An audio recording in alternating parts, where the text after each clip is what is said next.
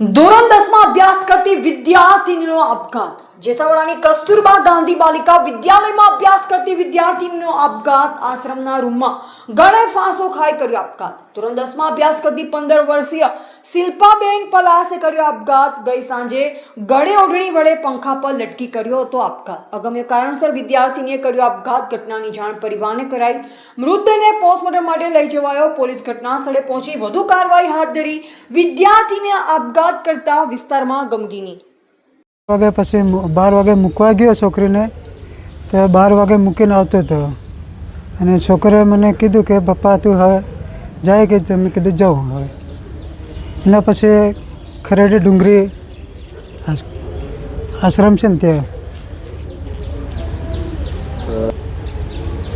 10મામાં ભણતી હતી। પલાસ શિલ્પા હરમલભાઈ फोन 5 वाग्या पछी आयो मारा पासे। फोन 5 वाग्या पछी आयो एटले हरमलभाई तमे शिल्पाना वाली बोलो? तो हाँ शिल्पाना वाली बोलो।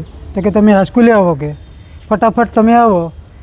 तो मैंने बात एवी पूरी जणावी नहीं। पछी हवे तैयार मैं कीधुं सर बोल्या सर मैं कीधुं जाओ। तात्कालिक हूँ गयो एटले पंखे टंगायेली पछी मैं जोई।